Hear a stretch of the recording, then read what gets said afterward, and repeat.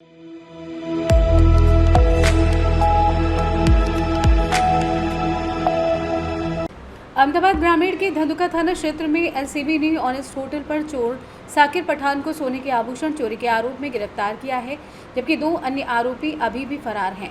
आरोप है कि नसीम, जो यूनिटी ट्रैवल्स बस में खागड़ खंबा से वलसाड जा रहा था, यात्रियों के लिए बस को ऑनेस्ट होटल पर रोका गया था। तब तीनों आरोपी ब्रेजा कार से आए और बस में चढ़कर शिकायतकर्ता के बैग से 46 लाख रुपए मूल्य के 570 ग्राम सोने के आभूषण चुरा लिए। चोरी की सूचना पर स्थानीय पुलिस, एलसीबी, डॉग स्क्वाड और सीसीटीवी जांच के बाद एक आरोपी को गिरफ्तार कर चोरी का कीमती सामान जब्त कर लिया गया। पुलिस ने मामला दर्ज कर बाकी 2 आरोपियों की तलाश शुरू कर दी है। आइए जानते हैं इस विषय में डीवाईएसपी अहमदाबाद ग्रामीण आस्था राणा का क्या कुछ कहना था। ગઈ તારીખ 13/6/2025ના રોજ લોકલ ક્રાઇમ બ્રાન્ચ અમદાવાદ ગ્રામ્ય દ્વારા ચોરીના ગુનામાં સંડોવાયેલ આરોપી ધંધુકા પોસ્ટેના 305 કલમ બીએનએસના ગુનામાં સંડોવાયેલ આરોપીને અટક કરવામાં આવેલ છે।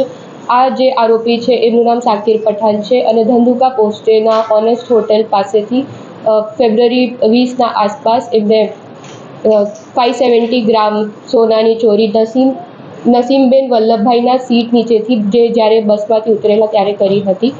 આ જે ગુના હતો એમાં ટોટલ કુલ મુદ્દામાલ 470 ગ્રામનું રિકવર થયેલ છે અને ટોટલ 46 લાખનું મુદ્દામાલ રિકવર કરેલું છે। અત્યારે આરોપીનું નામ સાકિર પઠાન છે અને આ ગુનામાં સંડોવાયેલા છે। એ કુલ મધ્યપ્રદેશ ધારના છે।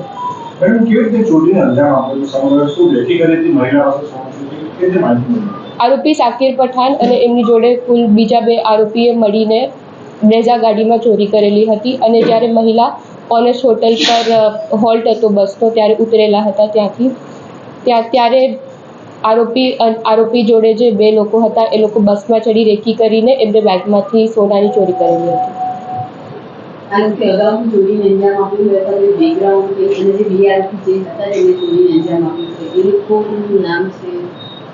એ હજી તપાસ ઉપર ચાલુ છે।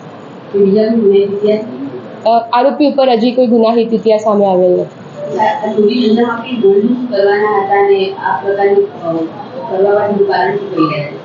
એ તપાસ ઉપર ચાલુ છે।